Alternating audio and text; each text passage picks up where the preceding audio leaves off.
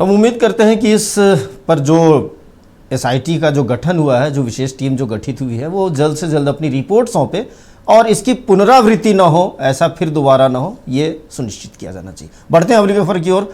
वित्त मंत्री राधाकृष्ण किशोर ने राज्य की डीजीपी तताशा मिश्रा पर निशाना साधा है। उनका कहना है कि डीजीपी की कुर्सी में बैठने का मतलब ये नहीं कि पुलिस उनकी निजी संस्था है। उनका आरोप है कि राज्य की डीजीपी अपना दायित्व नहीं समझ रही।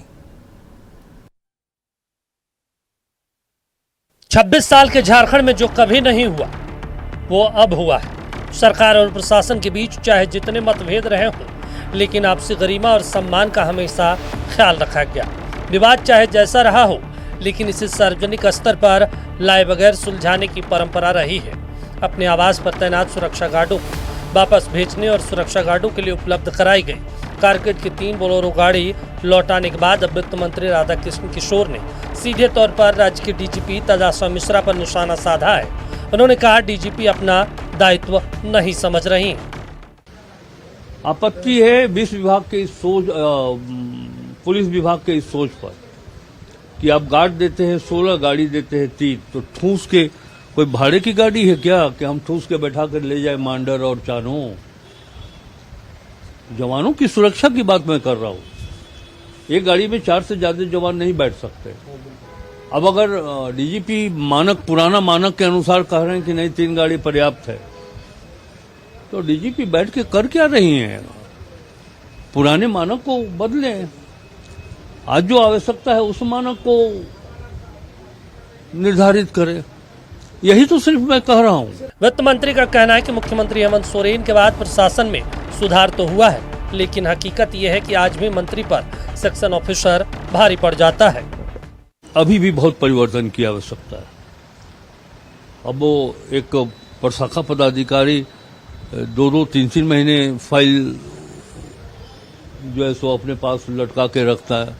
मेरे ही विभाग में जहां तक मुझे स्मरण है कि एक सज्जन है योजना एवं विकास विभाग के, तो मैंने क्वेरी किया कि ये फाइल कहां किसके पास पड़ी रही, और इसका जवाब मुझको आज तक नहीं मिला है। बयानों के पीछे कहानी यह है कि वित्त मंत्री ने 19 जून को डीजीपी को पत्र लिखकर सुरक्षा गार्डों के आवागमन के लिए एक अतिरिक्त वाहन उपलब्ध कराने का अनुरोध किया था। मंत्री का कहना था कि मौजूदा व्यवस्था में 16 सुरक्षा कर्मियों को आने जाने में व्यवहारिक कठिनाइयों का सामना करना पड़ रहा है। पत्र भेजे जाने के कई दिनों बाद भी डीजीपी कार्यालय की ओर से कोई जवाब नहीं मिला। इसी बीच वित्त विभाग के संयुक्त सचिव ने डीजीपी कार्यालय के एक पत्र का हवाला देते हुए वित्त मंत्री के आप्त सचिव को मंत्री की सुरक्षा में लगे एक वाहन को पुलिस मुख्यालय को लौटाने के बाबत नोटिस जारी कर दिया। इसी से नाराज होकर वित्त मंत्री ने अपनी पूरी सुरक्षा व्यवस्था वापस करने का फैसला लिया। इसके तहत 16 सुरक्षा गार्डों को हटाने के साथ साथ उनके लिए उपलब्ध कराई गई 3 गाड़ियां भी लौटा दी गई।